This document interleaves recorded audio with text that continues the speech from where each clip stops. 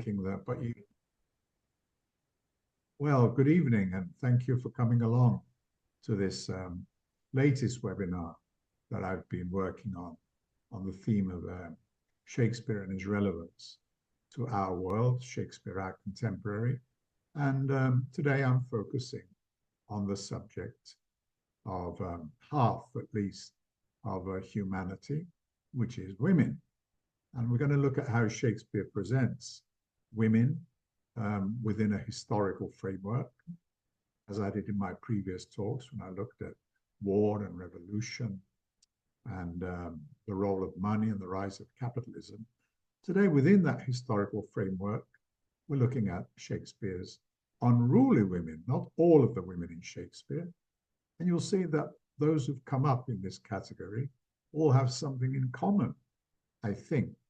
They all belong to a particular social class. What social class would you say that was? Use the chat box, and then I'll let you in on some secrets using AI, artificial intelligence, which can be very helpful or a very useful shortcut. So these are some of them. There's Katerina, top left, from The Taming of the Shrew, an unruly woman if ever there was one.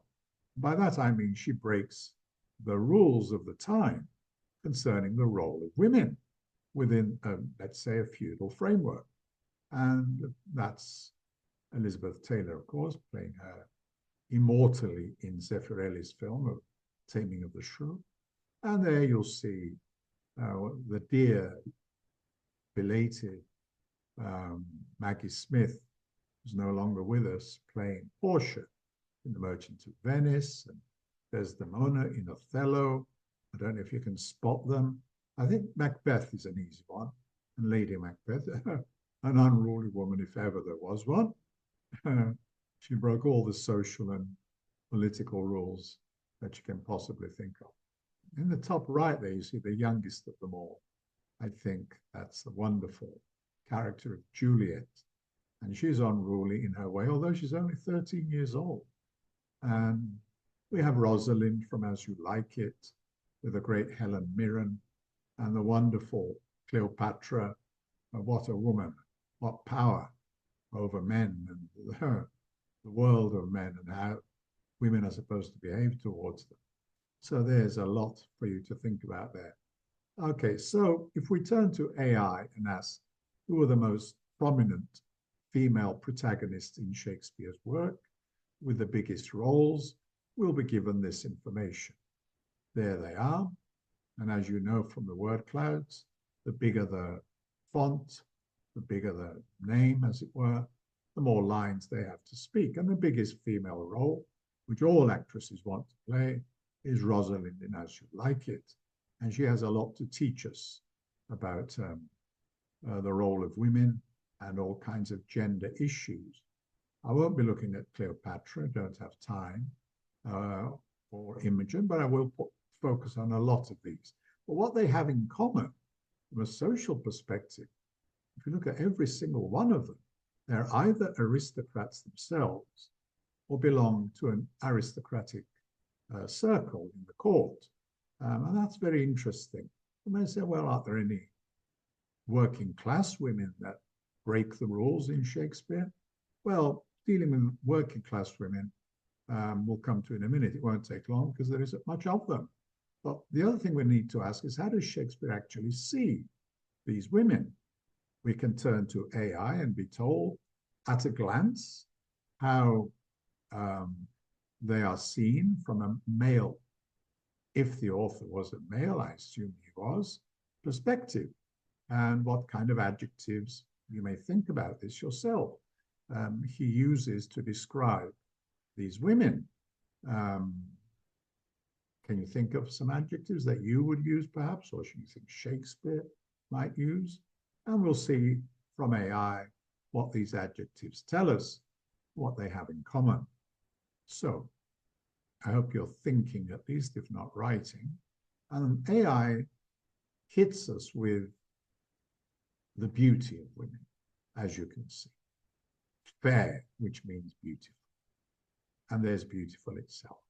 But they have all the moral qualities as well of an idealized vision of women. They're chaste, they're noble, an interesting word, which matches what I've just told you about the aristocracy. Some of them are witty and others are innocent, but they're all pretty positive ways of looking at women. It's very interesting. There's nothing negative here that I can see. Cruel, perhaps. That's probably to do with unrequited love, I imagine. How a lot of poets conventionally saw them as cruel because they wouldn't respond to their courting of them. But anyway, you see, you take my point, how positive. I'm going to ask how Shakespeare contradicts this view in his own unique way. It's not the only view, this stereotype, the beautiful, divine woman, as we shall see. But what about the working class? Where is the working class woman in Shakespeare? Well, here's a good sample of them. As I said, there aren't all that many prominent figures. That's why they don't appear in the frequency lists. And they too have something in common, apart from belonging to the working class. They're either, as Audrey, top left, is from As You Like It. She's a shepherd girl. That's Audrey. And she's good for a laugh. So Shakespeare uses her for humorous purposes. And the guy who loves her, or pretends to be in love with her, Touchstone, the clown, who's come from the court to where the shepherd girl lives in the forest, calls her a poor virgin, sir, an ill-favored thing. Well, this actress doesn't seem very ill-favored to me. But anyway, that's how the clown Touchstone describes this shepherd girl. But she's my own. She's mine. She may not be very good looking. And because of a strange quirk in my character, a poor humor of mine, I have taken a woman that no man else will have. It's not very flattering, is it? So she's good for a laugh and good for a bit of sex, I suppose, is what Touchstone is getting at. And just below that, you see another sexually charged female, Doll Tear Sheet. Notice the name. Onomatopoeia, as we would say in Greek. The name goes with the character. She's basically a prostitute. And that's another view of working class women, that they have something to do with being whores or prostitutes. She's a lovely character. She's very likable, and she loves all Falstaff there, the rogue. Falstaff played there wonderfully by Orson Welles. So she's a prostitute. Audrey's good for a laugh. Next to them, in the middle, we have Mistress Overdone, another interesting name for a brothel keeper. She's from Measure, I think Measure for Measure, if I'm not mistaken, and she's a bit overdone. Again, not a very flattering picture of a brothel keeper or one of the women characters. And then we have another semi-brothel keeper next to her, the last one. On the right there, that's old Mistress Quickly. Wonderful, humorous, lovable character. A bit of a malaprop, gets all her words mixed up. So she's also good for a laugh, as you can see. And she runs the Boar's Inn, as it's called, where Doll Tear Sheet practices her profession. So she's a bit of a brothel keeper too, amongst other things. So you see how Shakespeare has a very low opinion of at least these working class women, and there aren't many exceptions, to be honest with you. So I'm afraid I can't focus on them because there's nothing much to say. But what we are focusing on is this question. And it's a question asked by one of Shakespeare's upper class ladies, I would say, Adriana, from the Comedy of Errors, which, if you're not aware, is one of Shakespeare's very first plays. And from his very first steps in theatre, he, whoever he was, gets his female protagonist, Adriana, to ask the question, why should the liberty of men than ours, the women, be more? So she's telling us she's not happy with her status. Her husband is always out and about in town, doing business or getting up to hanky-panky. And she's asking, why the hell should that be the case? And you can see she's not very pleased with her liberty being less than that of men. So Shakespeare's asking a very pertinent, what I will call proto-feminist question from the very beginning of his career. Very interesting, as you shall see, I hope. Her conventional sister, there's always a very conventional sister, to contrast with the unruly elder sister, usually. She tells her sister, Adriana, that the answer to her question is that men have a duty to bridle the will of the women. Well, you know where bridle comes from. Control. And will has two meanings here. Will is desire, wish, but also in Elizabethan English, I don't know if any of you know, you can jump to the chat box and tell me, oh, it means sexual desire, which it does in Elizabethan English. And the wonderful Adriana replies with, there's none but asses will be bridled so. So if women accept this control by men, they're behaving like donkeys, like idiots. So she's very feisty and a wonderful character. Now, how she ends up is another story, which we'll see in Shakespeare and the contradictions we find as we describe his plays in the framework which I think is reflected in all of his plays, whether comedies or tragedies or histories or romances. And that is, they reflect, in my opinion, not only mine, this transition from a feudal social and political order to a capitalist order. It's the early days of capitalism and the rise of the individual. And this will have a huge impact on the role of the two sexes, okay, and any other sexes that may be knocking around, as we shall see. And in other words, we can say the plays reflect the transition from patriarchy concerning the role of women to a proto-feminism. And I think we'll find both of these in Shakespeare's play. And the explanation, I think, why we find this contradiction is that we are talking about a playwright who's under the influence of the feudal past, but very aware of the changing new order.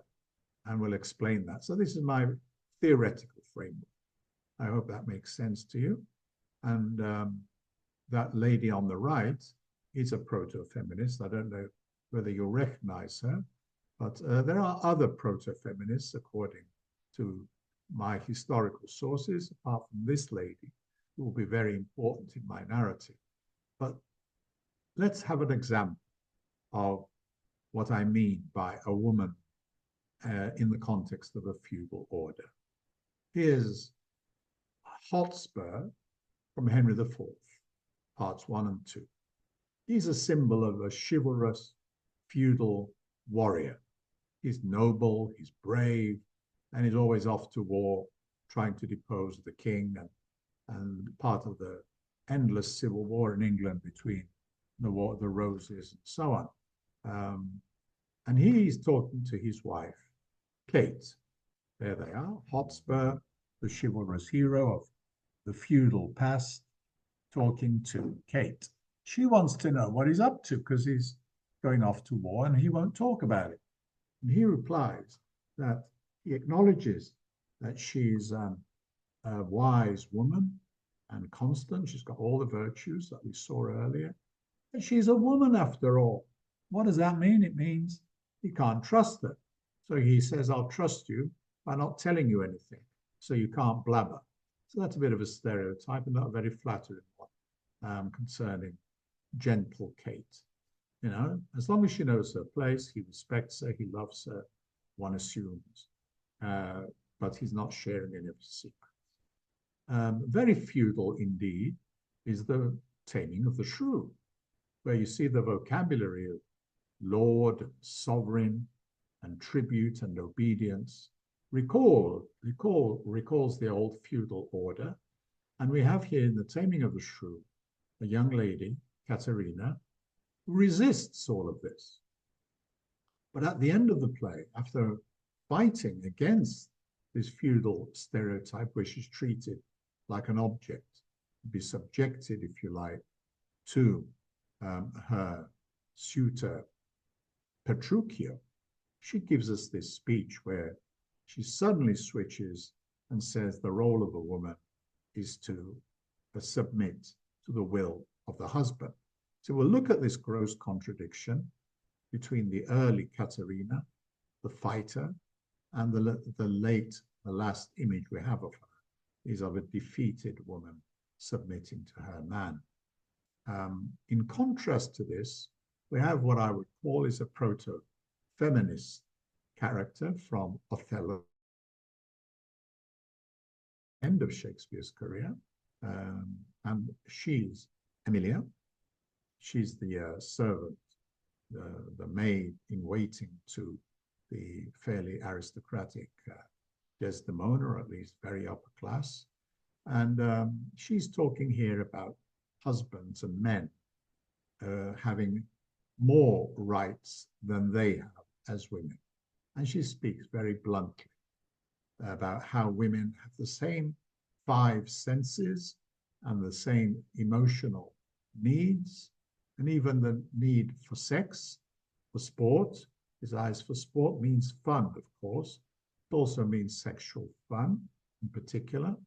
And they can fail, they can be frail in their sexual adventures as men are.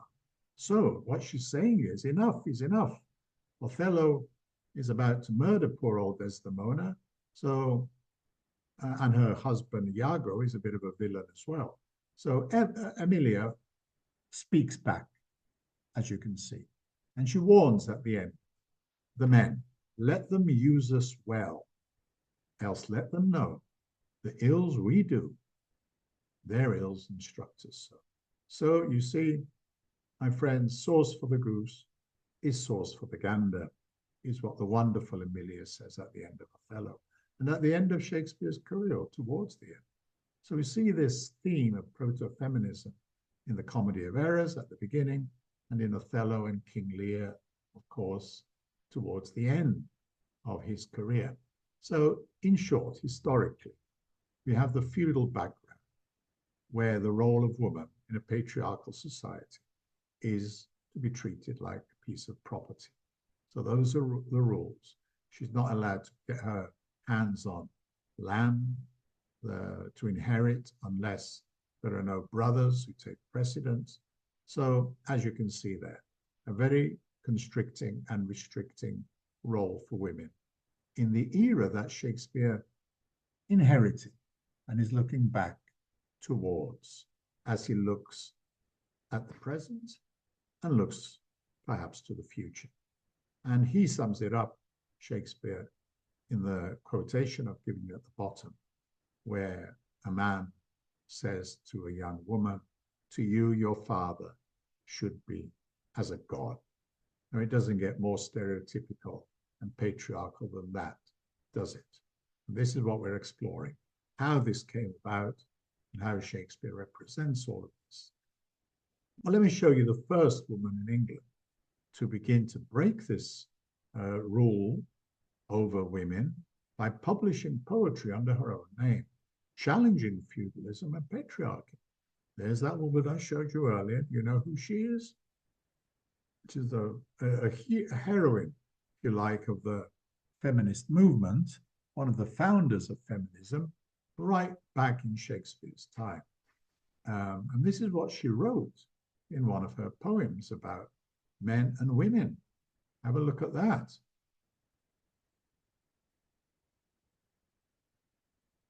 And look at the key words. Her demand for liberty, the rejection of the man's sovereignty, which is a word redolent of feudalism. She wants equality, freedom from tyranny. Wonderful stuff, eh? This sin of yours hath no excuse, nor end, to which poor souls we never gave consent.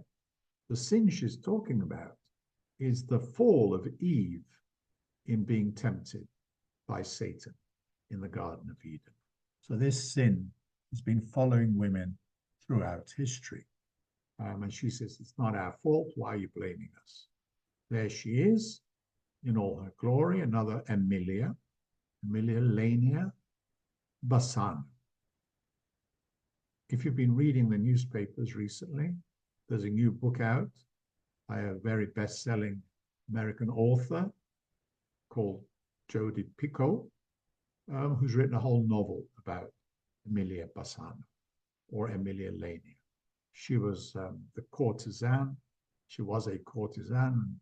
She was taken as a mistress by one of the most powerful aristocrats in the kingdom, the Lord Chamberlain.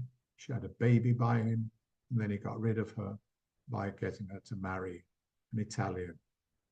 Of course, she was originally Italian too. But she had a very good education, very learned, and as you see, not a bad poet either, but a proto-feminist, I hope you agree.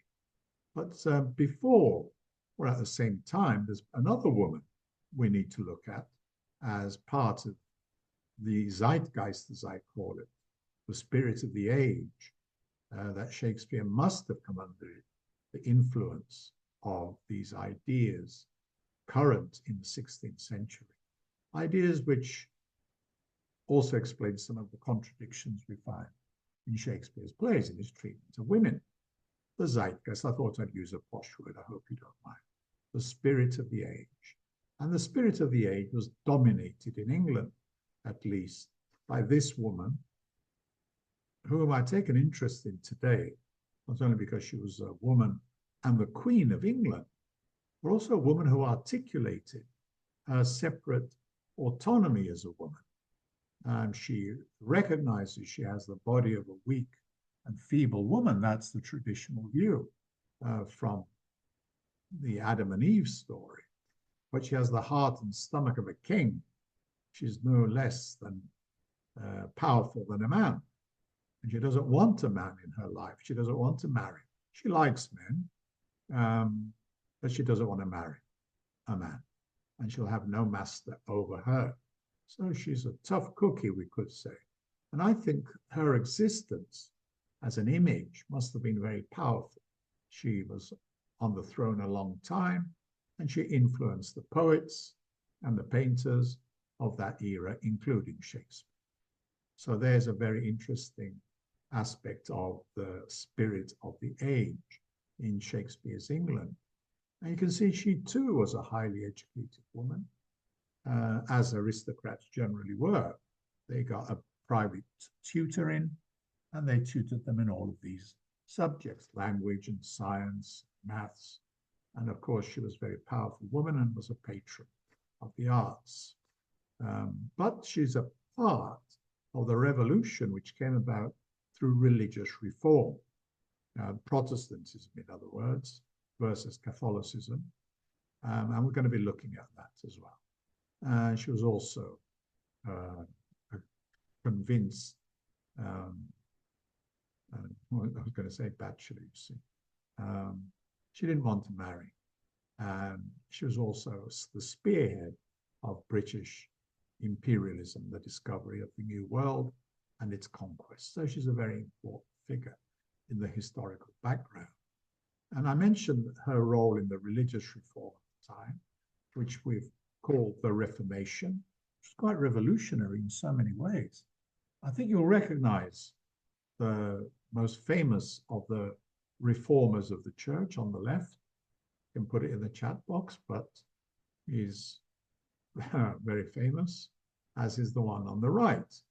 We have Martin Luther and Calvin, John Calvin, Jean Calvin. In the middle, there's another interesting head of the Reformation that is not so well known, but much more interesting in a way than either of the two famous reformers, Luther and Calvin.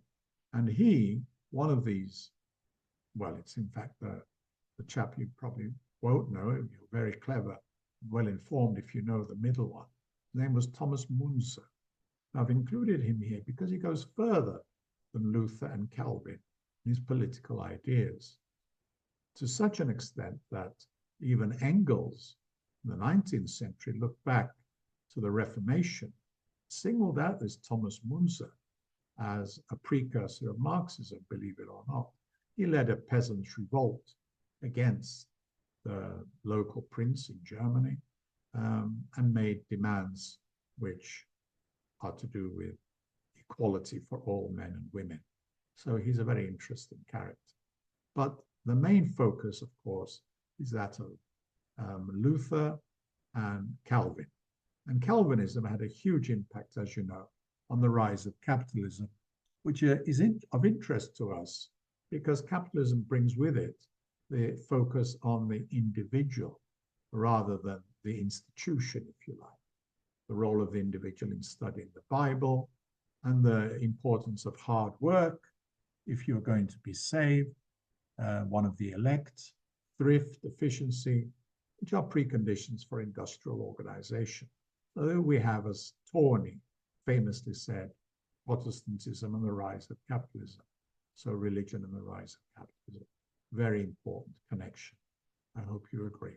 And we'll come back to individualism and its importance within the Reformation and how it changed humanity in many ways.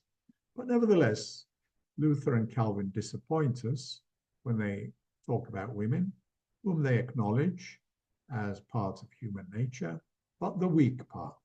They do gain some respect, and the insistence on reading the Bible in your mother tongue, of course, has a positive impact on society and freedom, even for women. But nevertheless, their role is still to be subordinated because of their inherent weakness. This all goes back to the story of Adam and Eve. You see what they say there? Not very flattering to women. And there are a lot of them, as I said, in society. So half of humanity is weak and the other half is strong. But nevertheless, I want to say about the Reformation that it had indirectly a positive influence on the development of feminism. And we can see this more clearly in Tyndale. William Tyndale, who is famous, as many of you will know, for the first English translation of the Bible. Okay, and he was hunted down and persona non grata in England after a while, time of Henry VIII, because of his insistence that men and women, and commoners indeed, had the right to read the Bible in their own language. And as you can see, that is inherently, intrinsically, a step towards liberation, if you like, or equality. But nevertheless, women were expected to be silent at the end of the day. They could read their Bible like everybody else, of course, but when Henry VIII closed down the monasteries and the convents, the role of women was reduced indirectly because a lot of women got a good education when they were in the nunneries or the convent, and their role tended to be reduced or remained at the role of wife and mother. Being the good wife is the ideal for a woman, even within the Reformation, or most of it anyway. But things were moving in the right direction, I think. That's what we're trying to say. I hope you're still with me there. There's Tyndale with his translation of the English Bible, which had a massive impact on the official translation, the King James Version in 1611. So there you go. But another aspect of the zeitgeist, the spirit of the age, apart from the Reformation, the role of Queen Elizabeth, is what we call humanism. Part of the Renaissance, the looking back, as I think this is Raphael does in his School of Athens, looking back to the ancient Greeks and Romans for inspiration. And of course, they were secular, they were pagans, but nevertheless, they had a huge impact on Christian dogma and attitudes. And we can see some of the humanist mental worldview if we look at the first humanist. Very often he is identified as this chap, who was a poet, an Italian, and he had a huge impact on the sonnet in Shakespeare's time. And his name, if I can just get rid of that thing on the right. Okay, we're going to look at Petrarch very briefly and how he presents women. So let's focus on our subject.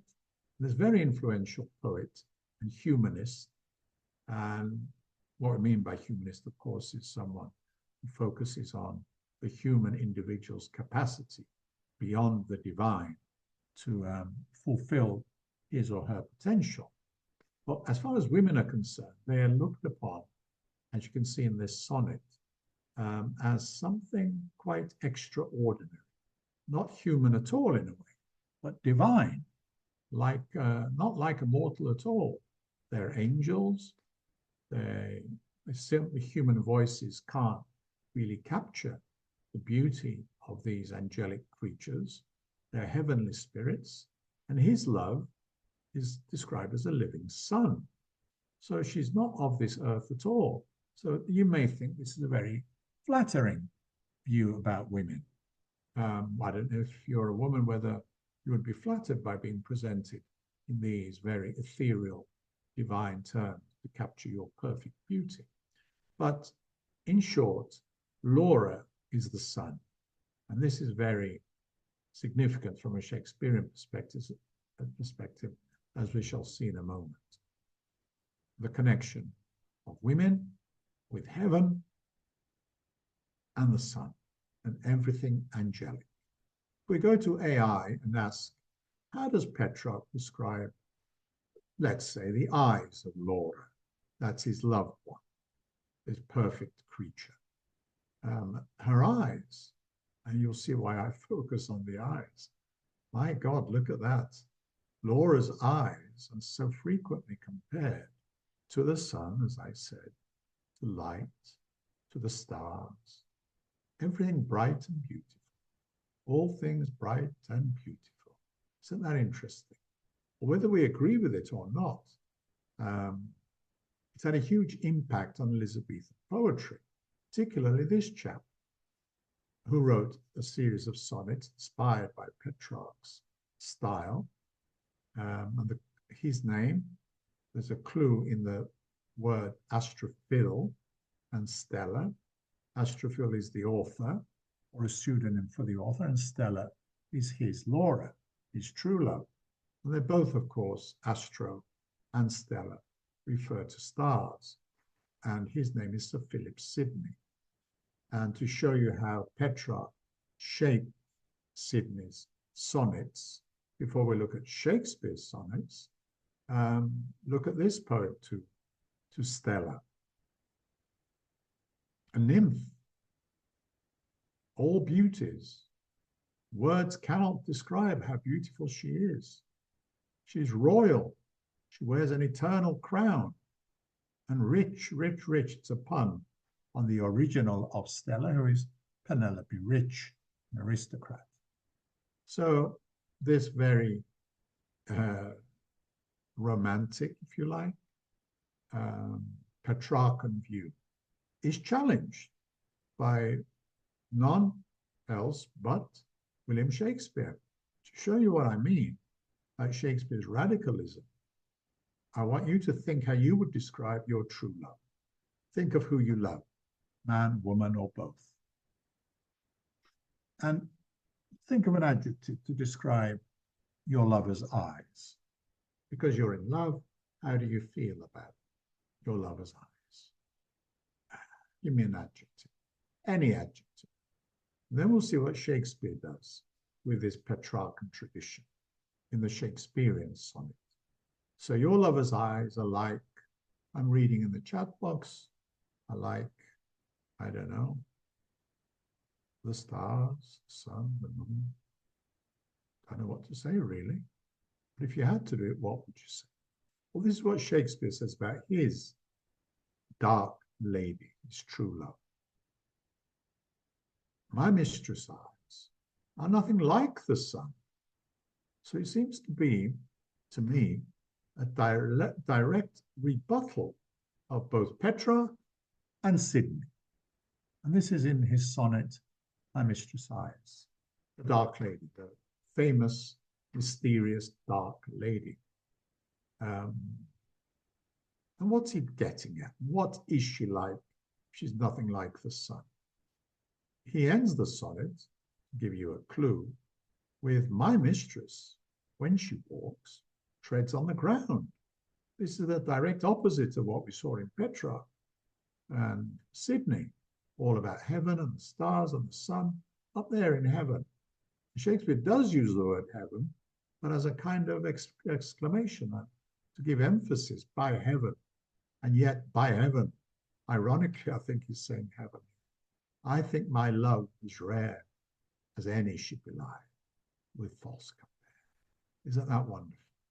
And a wonderful dialogue, I think, he's having with Petrarch and the Renaissance, and the traditional feudal view, if you like, of the idealized woman, who in reality is not treated with the kind of respect you would have thought, with all of these glorious adjectives thrown at them.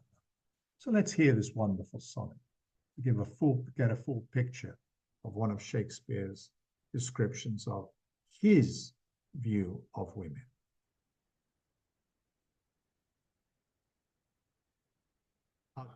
Did I not switch on the sound? Can you hear it? Can't hear it. Nice.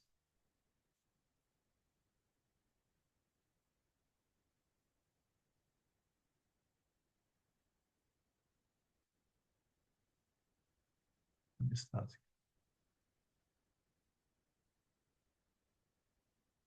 Okay, here we go.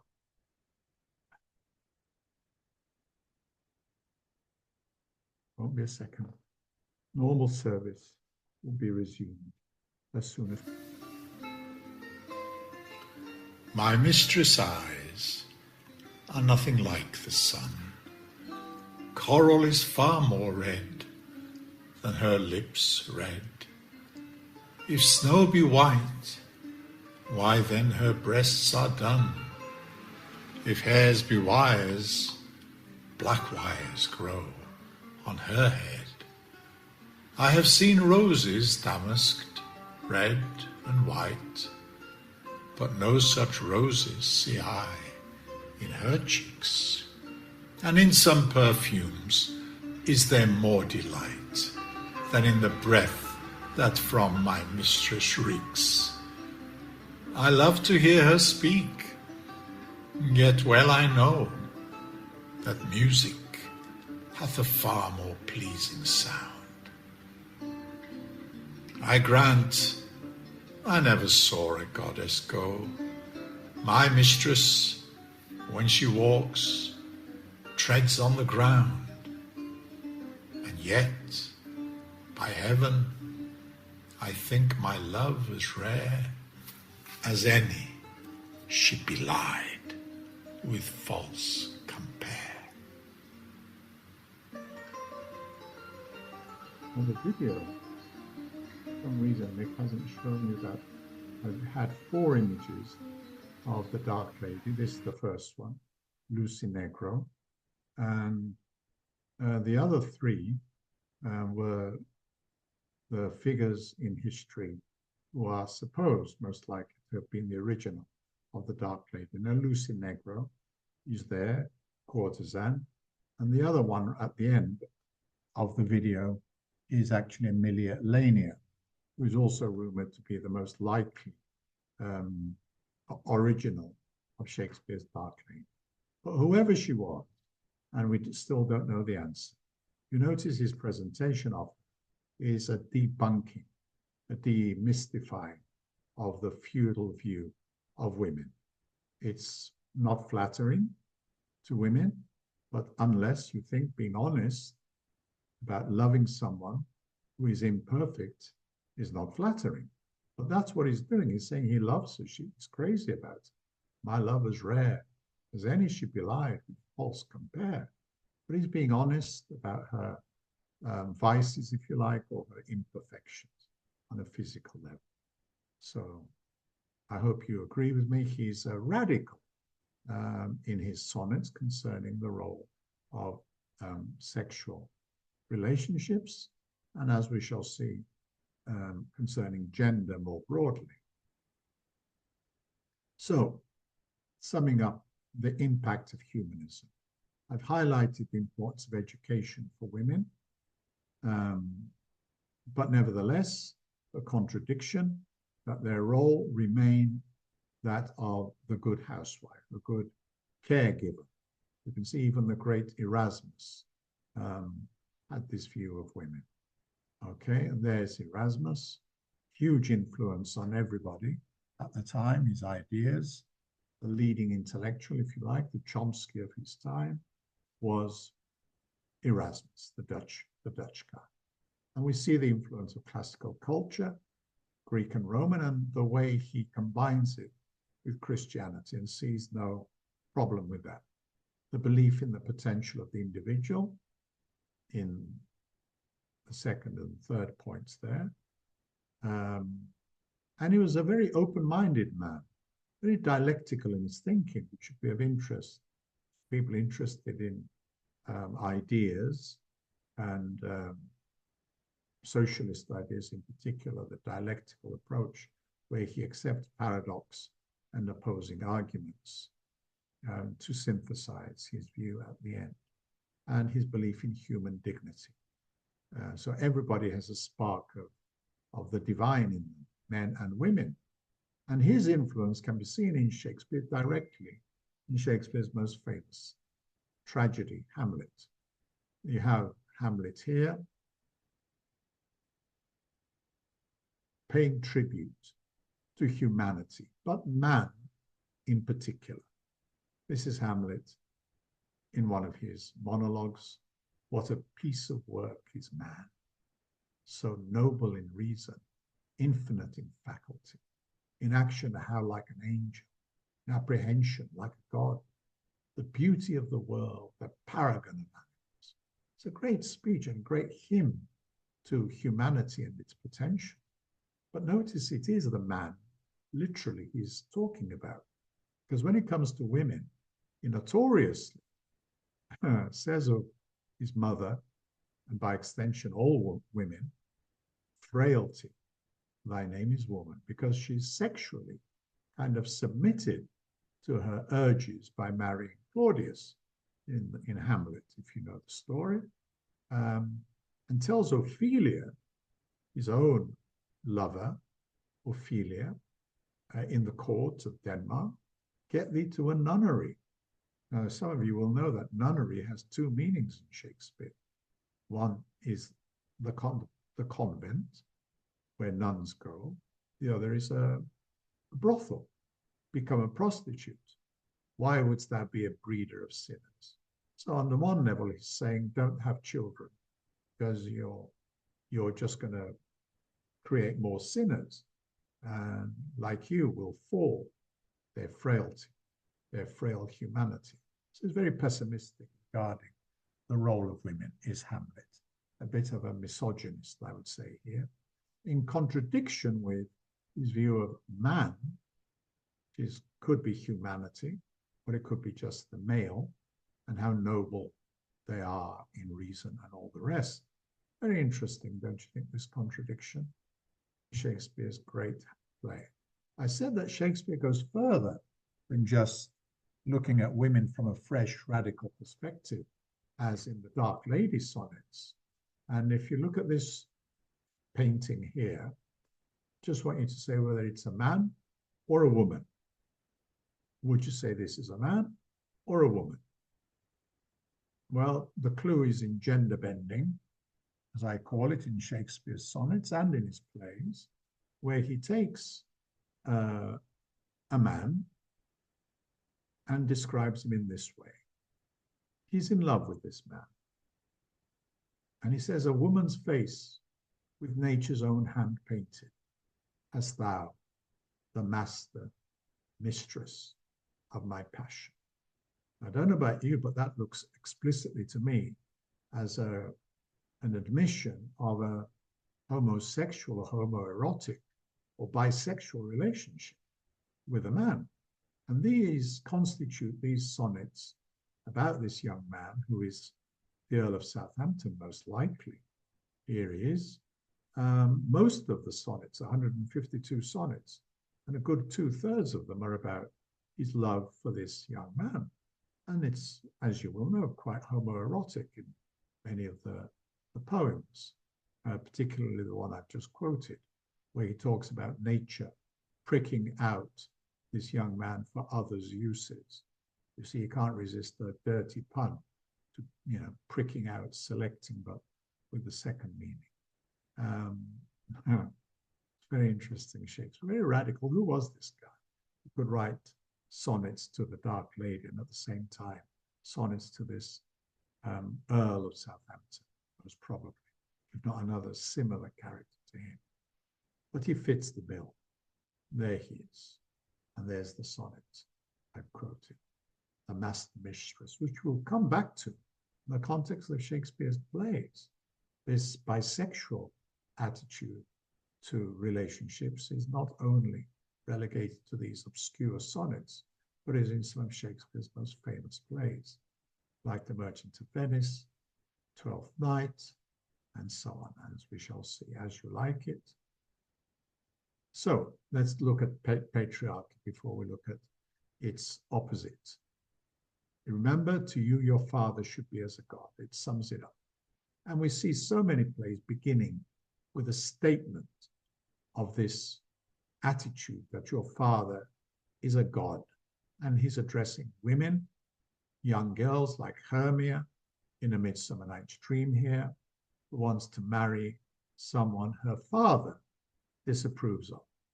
Okay, that's how the play begins. And the Duke, there is Theseus, played by the great McKellen. He tells her, not so many words, either you're going to accept this proposal of your father's, or die the death, or become a nun and learn to question your desires. There we have sexual desire again. It's not only choice or wish. I think there is definitely a sexual connotation. Question your desires. Do what your father says. But she's in love with somebody else, with Lysander. But her father is quite glad to see her die rather than allow her to choose her own partner. And he treats her like a piece of property. She is mine, and I can dispose of her as I like a piece of land, real estate, or whatever. So that's how the great Midsummer Night's Dream begins. And as you know, the young lovers refuse to accept this feudal behavior towards them, and they want to escape from the oppressive laws of the court, the government, the state, and the family.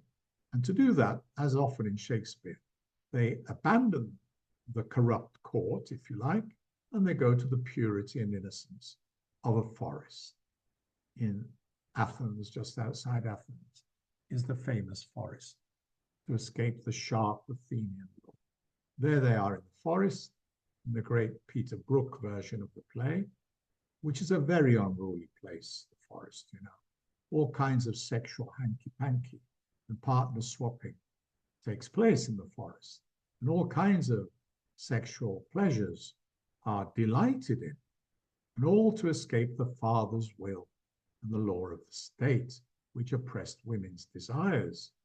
And the most unruly of all these women, I would say, is good old Titania, who's supposed to be a fairy, but her passions and her sexual urges are as human as any woman's. She falls in love, as you can see, and wants sex with a donkey.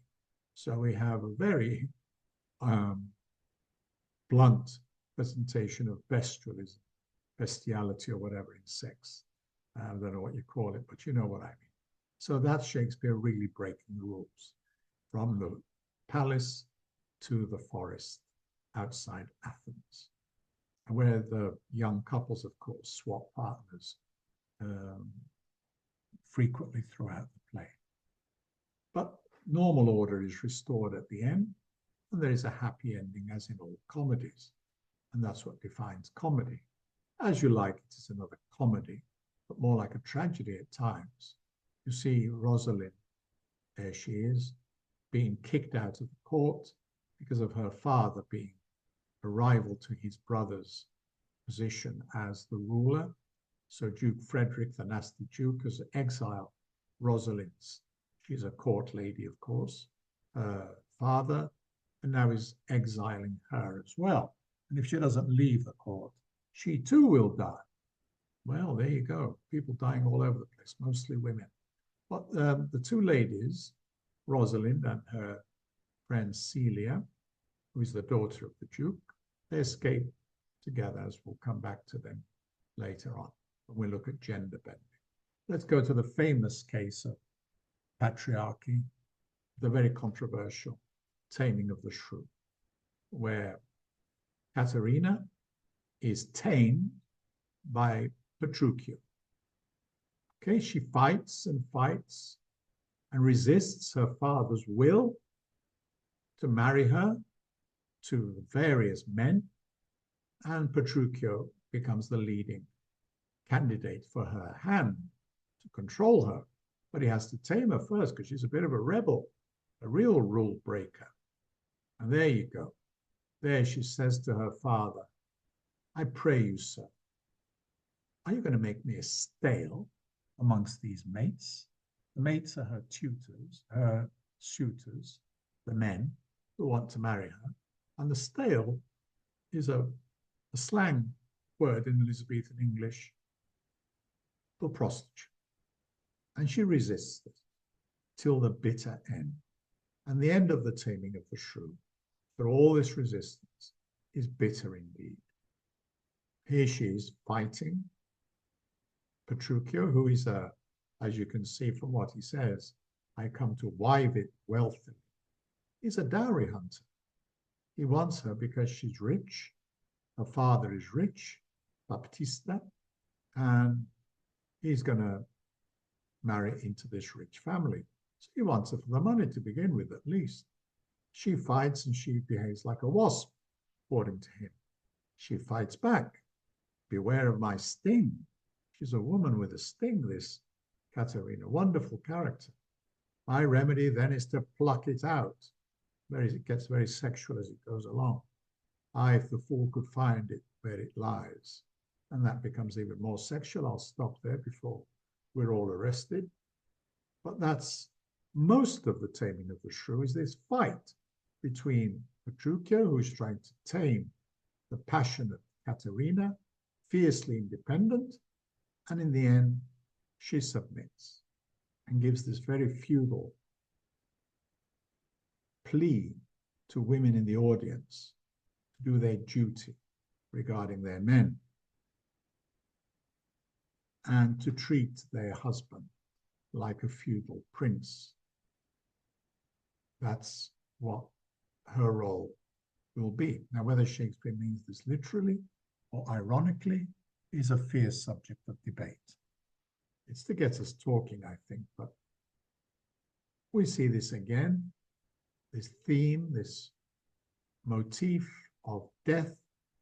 If the daughter refuses to obey her father, this time the father is Brabantio in Othello. She, of course, is married to Othello, the black man, and Brabantio says, she's been stolen from me like a piece of property, and as far as I'm concerned, she's dead if she does this, and has done it. So what she's done is have the courage to go off and marry whom she liked the more, Othello, the black guy. And she went to live with him, indeed, without her father's permission. You can see she's very radical, is Desdemona. And she explains that the fact that he's black is of no interest to her.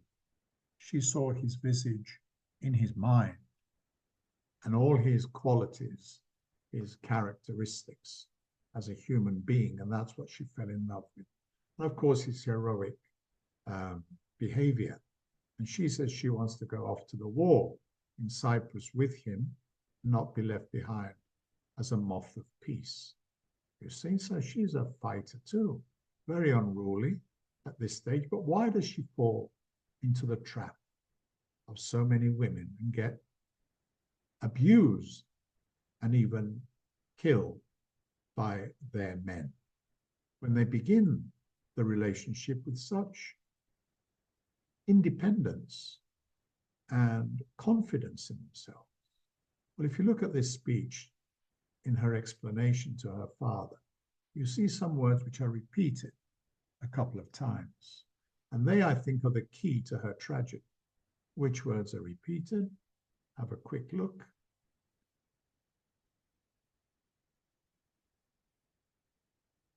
These words like duty and Lord, to me, explain why she submits to this abuse and in the end loses her life. She's saying that she owes her duty to Othello, her new husband, her new lord, as she had given it to her father, her old lord.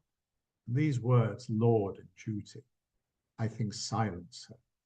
And when she has to speak up, she fails to do so, and she pays for it with her life. So that speech is a key one, I think, for understanding Desdemona's tragedy and the fact that she's not a proto-feminist is the reason why she loses her life. Juliet, we all know, the 13-year-old who falls in love with a Montague, a member of a hostile family. But her father, again, you see, talks to her as if she were his property, baggage, disobeying him. And he's also happy to let her die or beat the hell out of her when he says, speak not, shut your mouth, my fingers itch. And you can guess what that means. It's going to give her a good beating. She doesn't marry who he wants, not Romeo, definitely. So you see this theme again and again. Let's listen to this very powerful 13-year-old telling us how she feels about her first night of love, which is about to take place with Romeo. And you see how strong this young woman is, but also ends tragically like Desdemona. Gallop apace, you fiery-footed steeds, towards Phoebus' lodging. Such a wagoner as Phaethon would whip you to the west and bring in cloudy night immediately. Spread thy close curtain, love-performing night, that runaways' eyes may wink and Romeo leap to these arms, untalked of and unseen. Come, gentle night, come, loving, black-browed night, give me my Romeo, and when he shall die, take him and cut him out in little stars, and he will make the face of heaven so fine that all the world will be in love with night. So, strong words, very honest words from young Juliet about her sexual feelings and the pleasure with which she anticipates, and the fear, of course, of this first night of love. I'll focus only on the pun at the end on the word die. In Romeo and Juliet, known as a romantic play, has also been described as the most pornographic of Shakespeare's plays.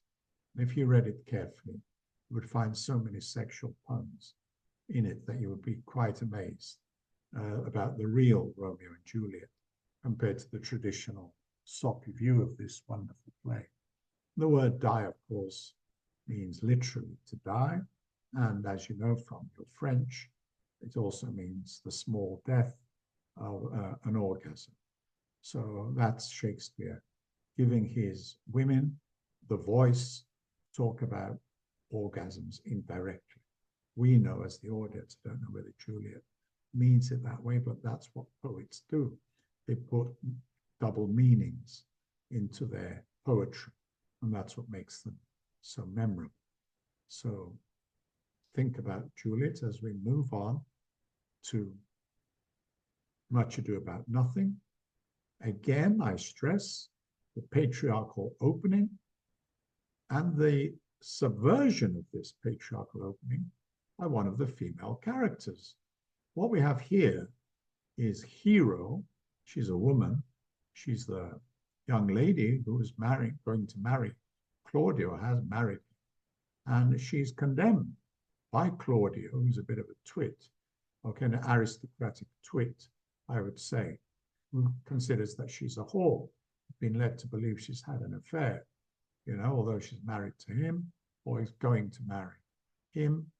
And her father, along with Claudio's, rejects her because of this suspicion that she's had an affair, which she hasn't. She's innocent, like Desdemona. But her father, is welcomes her death. So this is pretty powerful, oppressive stuff when a woman, is constantly being condemned to death if she doesn't do as her father and the husband say. But it's not, they don't have it all their own way in this so-called comedy of Much Ado About Nothing. And notice that the word nothing, I don't know if you know the second meaning of nothing in Elizabethan English, but it means the sexual organ. And sex, Much Ado About Nothing. Shakespeare often uses nothing in that sense. Much Ado About Sex is what the title really means. And anyway, Beatrice is another unruly woman who makes Benedict fall in love with her, although she's very critical of men and very satirical. Wonderful character, very autonomous, free upper-class woman. And she says to her new lover, Benedict, if you love me, do this for me. Kill your best friend, Claudio. Because if you don't do it, I want to do it. Oh, that I were a man, she says. And she says it twice. Oh, God, that I were a man. I would eat Claudio's heart in the marketplace. She would show him what for abusing her friend Hero in such an unfair way. So she's, again, a proto-feminist voice, wishing she were a man. And this wishing you were a man, we see in the comedies and in the boy actor concept and the cross-dressing technique, which leads to a kind of what I call gender bending. So there's the boy actor. I mention the boy actor because, like him here, Nathan Field, he played the women. All women's roles were played by men. So what you're seeing on the stage is a woman played by a man. Okay, so that immediately creates a kind of gender ambiguity. There's some gender bending already there. But what you get with this cross-dressing is very often that the man or the woman decides to dress up as the other sex. So the woman we see decides to become a boy. But to do that, she has to speak like a man. And that shows us automatically that the woman is perfectly capable of pretending to be a man and be convincing as a man.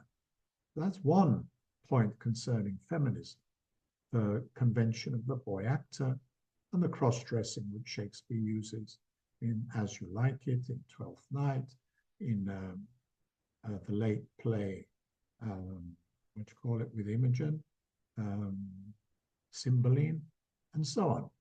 And we'll see exactly what this means.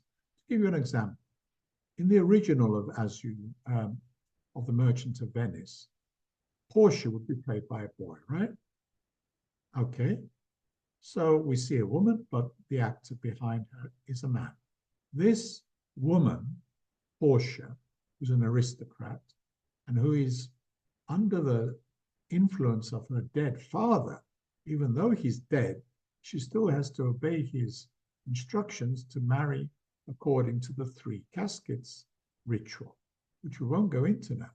But when she gets dressed as a man and goes to Venice to judge Shylock, this woman, from being subservient to her father, takes control of the play, and she initiates mercy and justice as part of the court procedure in judging what Shylock wants with his pound of flesh.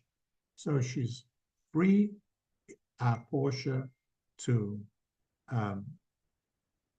resist, if you like, patriarchal feudal inheritance. This is because of the cross-dressing that Shakespeare uses. She has to be convincing as a man. And this allows her to have a voice like that of a man. So women can literally do what men do as far as language is concerned. And we see this very clearly in Rosalind that I mentioned earlier. Okay, here's Rosalind with her friend Celia, and they're complaining about fortune, about fate, treating them unfairly, unequally compared to men. You see that there? And Rosalind says, fate has made a mistake. Fortune has not given us the gifts that we deserve, that men have. So what they decide to do when they escape to the forest, yet again, is to adopt a disguise. Rosalind will become a man. So no longer Rosalind, but who does she choose for her new identity? Ganymede. Ganymede in Greek mythology is a very interesting character and bears directly on what I call gender bending. So we have this boy actor playing Rosalind, who plays a boy called Ganymede, who then will pretend to be a woman again. We'll come back to that. So who was Ganymede?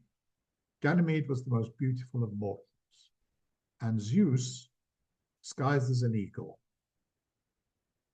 falls in love and basically, has his will of young Ganymede, becomes the god's cupbearer. It's a homoerotic story. And in the gay community, I know it's a symbol of the homoerotic, this relationship that is described in Homer and Virgil about Jupiter falling in love with a beautiful young man, Ganymede. And we see from the play, As You Like It, an image here of the heterosexual lover, Orlando on the left, with Rosalind on the right, who is now pretending to be a woman again. She was Ganymede, the boy, who says, I'm going to pretend I'm Rosalind so he can make love to me. Orlando, who is her true love, but he doesn't know it, not supposed to recognize this actor, although he's black in this version, the great Adrian Lester, playing Rosalind, although he's black, and pretending to be a woman, although he's pretending to be a man. This may be confusing, but the point I'm making is the master mistress of my passion is back with us again, from the sonnets to the comedy As You Like It. And it's all facilitated by this change of gender that we see from the boy actor on one level to the female Rosalind to the male Ganymede, who then reverts to pretending to be Rosalind. So all of this, of course, means that we have a homoerotic element in As You Like It. And the words here are from a sonnet, but they could easily be from As You Like It, the master mistress of my passion. It's what I call gender bending in Shakespeare. And we see it in Twelfth Night. This is Viola, who is pretending to be a man. That's why she says, as I am man and as I am woman. This causes a lot of gender bending and confusion amongst the sexes because she is in love with her male master, Orsino. Orsino loves Ophelia. And Olivia loves Cesario, who's really a woman. So what we've got is a kind of concealed homoerotic attraction between Olivia and Viola, whose names are more or less an acronym of each other's. So that mixes up the identities of, to a huge and entertaining degree. And we wonder where we are with all these mixing up of genders. But the important thing is that Shakespeare is breaking the rules of the feudal order, and we see a liberation of a kind, which is part of the convention of the theatre, in using the boy actor and the cross-dressing and all the disguises and pretenses that goes on in all of his plays, but particularly the comedies. I'm going to end with the idea of silence.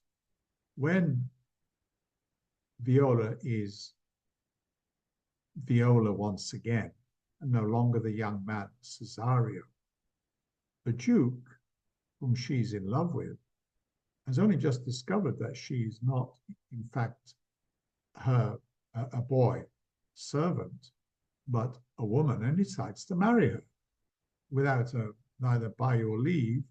And she may like the idea, but she doesn't say anything. He just decides that Cesario, who is now Viola, is going to be his mistress. In other words, he's going to marry her, his fancy's queen. So I assume that's what it means. But she responds with silence. She says nothing. The woman's voice suddenly has disappeared. Whereas Cesario, Viola has some wonderful speeches when she's a boy, a young man. As a woman again at the end, she falls completely silent. Whatever happened to her voice?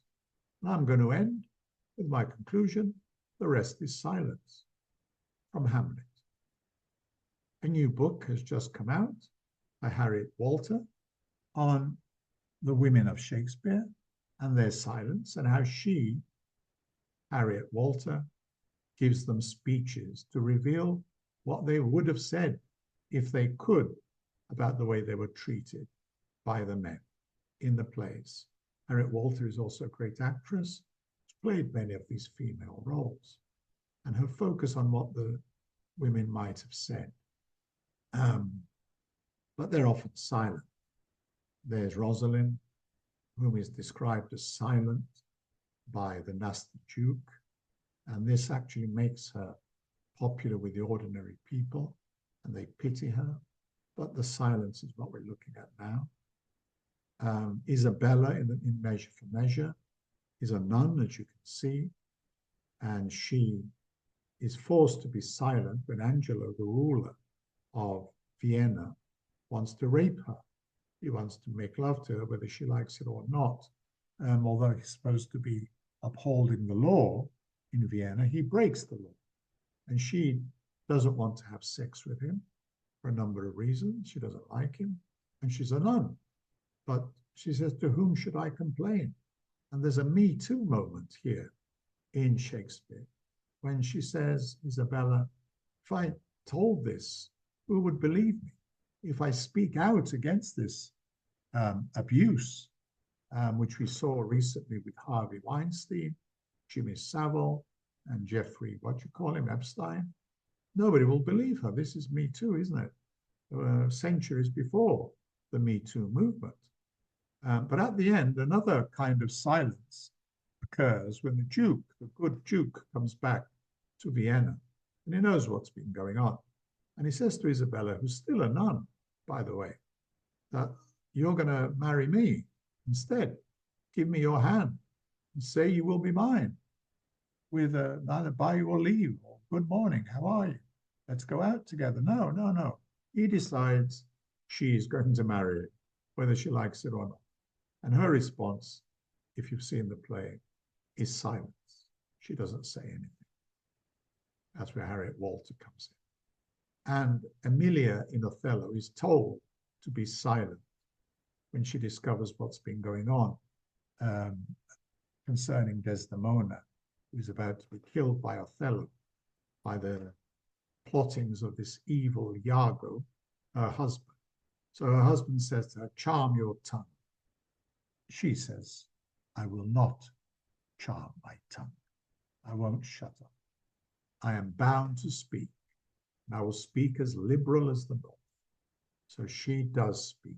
My, what she says when she does speak. Harriet Walter didn't need to make a speech about Emilia, because there is one there already. And it's a fuller development of the question we began with. Why should their liberty and ours be more? Why should men be more equal than women? And this is how the play ends, with Amelia's speech about the rights of women to be able to do what their men do. But Desdemona, you see, the heroine, is silenced by her belief in duty and the fact that Othello is her lord, her master, and she remains silent, and she pays for her silence with her life. So let's hear what Amelia says before I wrap up. I think it is their husbands' faults if wives fall. Say that they slack their duties and pour out treasures into foreign laps, or else break out in peevish jealousies, throwing restraint upon us, or say they strike us, or scant our former having in despite. Gauls, and though we have some grace, yet have we some revenge. Let husbands know their wives have sense like them. They see and smell, and have their palates both for sweet and sour, as husbands have. What is it that they do when they change us for others? Is it sport? I think it is. And does affection breed it? I think it does. Is frailty that thus hers? It is so too.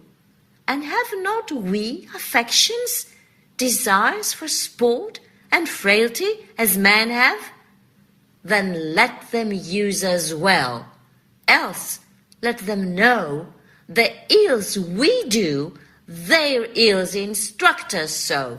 I think that speaks for itself. It's a very powerful female voice, and proto-feminist, I think, is a good example of this development in the role of women in society. They're beginning to fight back. That's what we're seeing. And the relevance of all this to our own lives today, let me just point out one example of a law passed in Scotland a few years back, forbidding forced marriages, making them illegal.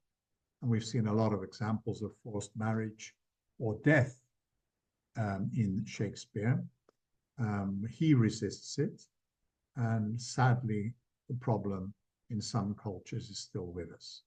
And women will no longer be, they will no longer have to tolerate forced marriage and suffer in silence. And the law gives a voice to this silent minority. And that's from Scotland. May others follow their example. For you to discuss, there are 2 points of view here. Having seen what we've seen, we have the director of the Royal Shakespeare Company, Adrian Noble, a former director, who describes Shakespeare as a reactionary, a bourgeois, monarchist, and a conservative. The great Juliet Stevenson, the actress, disagrees. That's what she says, we don't know or care what Shakespeare was. And that's true. We don't know who he was or what he really believed. The fact is, she says, the plays ask the most anarchic questions. And that's what I want us to ask more questions about Shakespeare, our contemporary, and see his relevance, profound relevance to today.